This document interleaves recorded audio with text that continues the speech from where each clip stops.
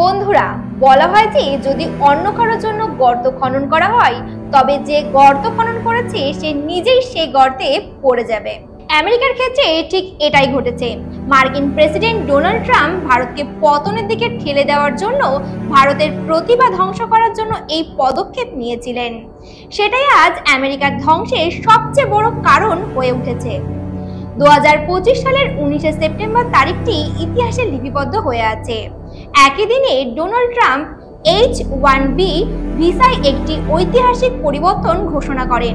তার মতে এই পরিবর্তন আমেরিকাকে মহান করে তুলবে, আমেরিকান নাগরিকদের চাকরি দেবে এবং বিদেশি প্রতিভা বিশেষ করে ভারতীয়দের ধ্বংস করবে।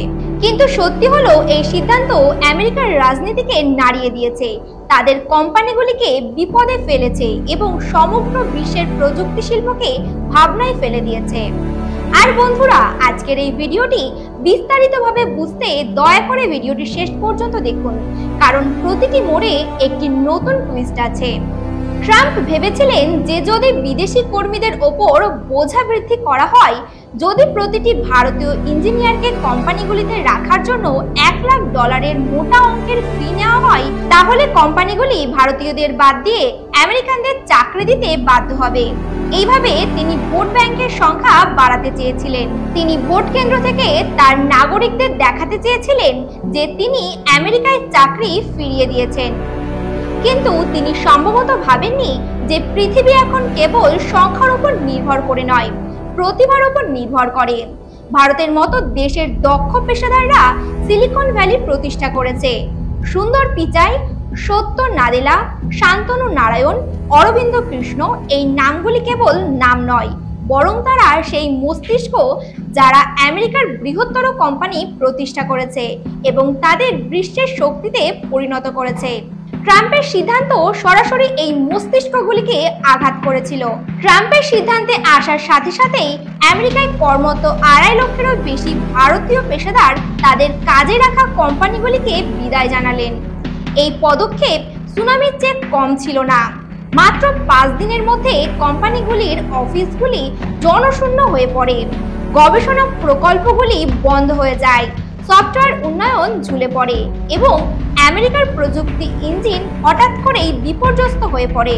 গুগল, মাইক্রোসফট, অ্যামাজন, IBM ইত্যাদি কোম্পানিগুলো যখন জানতে পেরেছিল যে তাদের নিয়োগ করা ভারতীয়রা হঠাৎ তাদের হাত থেকে বেরিয়ে গেছে, তখন তারা হতবাক হয়ে গিয়েছিল। এরপরে খেলাটা এবার উল্টে গেল। ভারত সরকার ইতিমধ্যে প্রস্তুত ছিল। ট্রাম্প তার ভিসার পরিবর্তন করার সাথে সাথেই ভারত ঘোষণা করে যে যদি কোনো ভারতীয় আমেরিকা থেকে ফিরে আসে তাহলে ভারতে তার জন্য সমস্ত সুযোগ সুবিধা দেওয়া হবে। সরকার কোম্পানিগুলিকে করমুক্ত করেছে, তাদের জমিতে সহজ প্রবেশাধিকার দিয়েছে এবং make in India, digital India এবং স্টার্টআপ ইন্ডিয়ার মতো পরিকল্পনার আওতায় ভারতকে একটি নতুন প্রযুক্তির ডেস্টিনেশনে পরিণত করেছে। একবার ভাবুন, আমেরিকা যখন ভারতীয়দের বিতাড়িত করার ষড়যন্ত্র করছিল, তখন ভারত সেই সুযোগকে একটি সুবর্ণ সুযোগ করে দিয়েছে। এই কারণেই বেঙ্গালুরু, হায়দ্রাবাদ, পুনে, গুরুগ্রাম এবং নয়ডার মতো জায়গাগুলি এখন একটি নতুন সিলিকন ভ্যালিতে পরিণত হচ্ছে। আপনি জেনে অবাক হবেন যে 150টিরও বেশি আমেরিকান এবং ইউরোপীয় কোম্পানি ভারতে তাদের গবেষণা কেন্দ্র এবং উন্নয়ন কেন্দ্র খোলার জন্য আবেদন করেছে। গুগল এবং মাইক্রোসফট খোলাখুলিভাবে বলেছে যে ভারতের সিলিকন ভ্যালি আমেরিকার সিলিকন ভ্যালির চেয়ে অনেক বেশি উন্নত এবং শক্তিশালী। তাদের কাছে এতটা কোয়ালিফাইড এমপ্লয় নেই যারা ভারতীয়দের জায়গা নিতে পারে। আমেরিকায় বেশিরভাগ ক্ষেত্রেই ভারতীয়রা কাজ করত, আর যখন ভারতীয়রা আমেরিকা ছেড়ে ভারতে ফিরছেন তখন আমেরিকান কোম্পানিগুলি খুঁটি নড়তে শুরু করেছে। বন্ধুরা, তোমরা জেনে অবাক হবে যে 2024 সালে ইস্যু করা H-1B ভিসা 71% শুধুমাত্র ভারতীয়দের দেওয়া হয়েছিল, অর্থাৎ 10টি ভিসার মধ্যে 7টি ভারতীয়দের হাতে ছিল। চীনের হাতে মাত্র 11.7% এবং বাকি বিশ্বের হাতে মাত্র 0.5%। এবার ভাবুন, যদি এই 71% মস্তিষ্ককে হঠাৎ করে আমেরিকা থেকে বের করে দেওয়া হয় তাহলে কি হতো? হাজার হাজার কোম্পানি তালাবন্ধ হয়ে পড়েছিল, লক্ষ লক্ষ প্রকল্প স্থগিত হয়েছিল। ট্রাম্প ভেবেছিলেন এর ফলে আমেরিকান নাগরিকদের চাকরি মিলবে, কিন্তু বাস্তবে আমেরিকানদের ভারতীয়দের মতো দক্ষতা ছিল না। কোম্পানিগুলিকে বাধ্য করা হয়েছিল হয় তারা আমেরিকা ছেড়ে চলে যাক, নয়তো ধ্বংসের মুখোমুখি হোক। এখন এই নিয়েই আমেরিকার রাস্তায় বিক্ষোভ চলছে। আমেরিকার নাগরিকরা ট্রাম্পকে জিজ্ঞাসা করেছেন, যখন কোম্পানিগুলি বন্ধ হয়ে যাবে তখন চাকরি কোথা থেকে আসবে? ভারত এই পুরো খেলার বাজিমাত করেছে।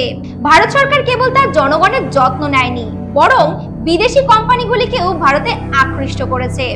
মেক ইন ইন্ডিয়া এবং ডিজিটাল ইন্ডিয়ার অধীনে ভারত এখন বিশ্বের নতুন টেক ডেস্টিনেশন হয়ে উঠেছে। গুগল এবং মাইক্রোসফটের মতো কোম্পানিগুলি স্পষ্টভাবে বলেছে যে ভারতের সিলিকন ভ্যালি আমেরিকার চেয়ে শক্তিশালী এবং আরো উন্নত। এই কারণে তারা ভারতে গবেষণা ও উন্নয়ন কর্মসূচি শুরু করতে চলেছে। এবার আমেরিকার অর্থনৈতিক ব্যবস্থার সবচেয়ে বড় প্রভাব সম্পর্কে কথা বলা যাক। আমেরিকার পরিষেবা শিল্প, যা তার জিডিপির সবচেয়ে বড় অংশ ছিল, হঠাৎ করে ভেঙে পড়েছে। কারণ স্পষ্ট, সেই শিল্প পরিচালনাকারী হাতগুলি ছিল ভারতীয়। এখন আমেরিকার পরিষেবা খাতের প্রবৃদ্ধি নেতিবাচক হয়ে উঠেছে। ট্রেক ইন্ডাস্ট্রি ভেঙে পড়েছে, স্বাস্থ্যসেবা এবং ওষুধ প্রস্তুত কোম্পানিগুলি সমস্যায় পড়েছে এবং কোম্পানিগুলি জোর করে তাদের সেটআপ ভারতে স্থানান্তর করছে। এই ক্ষেত্রে ভারতের ভবিষ্যৎ আরো উজ্জ্বল হয়ে উঠেছে। এখন ভারতের পেশাদাররা বিদেশে যাওয়ার পরিবর্তে তাদের নিজস্ব দেশে কাজ করবে। কোম্পানিগুলি ভারতে বিনিয়োগ করবে, এখানে গবেষণা কেন্দ্র এবং উন্নয়ন কেন্দ্র খুলবে। এটি ভারতের অর্থনৈতিক ব্যবস্থাকে নতুন উচ্চতায় নিয়ে যাবে এবং বিশ্ব একটি নতুন বার্তা পাবে। আজ বিশ্ব দেখছে যে ভারত, যাকে একসময় অউন্নয়নশীল দেশ হিসেবে দেখা হতো, এখন বিশ্বের প্রযুক্তির ইঞ্জিনে পরিণত হয়েছে। গুগল, মাইক্রোসফট, IBM, অ্যামাজন, স্বাস্থ্যসেবা এবং ঔষধ শিল্প ভারতীয়দের মন সর্বত্র ছড়িয়ে আছে। আর এই কারণেই আমেরিকান HFB এর ওপর ভিসা নিষেধাজ্ঞা আরোপ করার সাথে সাথে লক্ষ লক্ষ ভারতীয় তাদের কোম্পানি ছেড়ে তাদের নিজেদের দেশের নতুন সুযোগের সন্ধান করে নিয়েছে। আজ বেঙ্গালুরু, হায়দ্রাবাদ, পুনে, নয়ডা এবং গুরুদুয়ারের মতো শহরগুলি বিশ্বের নতুন সিলিকন ভ্যালি হিসেবে আবির্ভূত হচ্ছে। বিদেশি কোম্পানিগুলিকে ভারতে আসতে, এখানে তাদের গবেষণা কেন্দ্র খুলতে এবং ভারতীয় ইঞ্জিনিয়ারদের ওপর আস্থা রাখতে বাধ্য করা হচ্ছে। অর্থাৎ ভারত হারার পরিবর্তে জিতছে। আমেরিকা ভারতকে দুর্বল করতে চেয়েছিল, কিন্তু বাস্তবে সে নিজেকে দুর্বল করে ফেলেছে। ডোনাল্ড ট্রাম্পের এই পদক্ষেপ কেবল আমেরিকান অর্থনীতি ব্যবস্থাকে ধাক্কা দেবে না, বরং আগামী দশকগুলিতে এটিকে প্রযুক্তির দৌড়েও ঠেলে দেবে। ভারত এই চ্যালেঞ্জটিকে কেবল সুযোগে রূপান্তরিত করেনি, বরং প্রমাণ করেছে যে ভারত আর কোনো বিশ্ব শক্তির কাছে মাথা নত করবে না।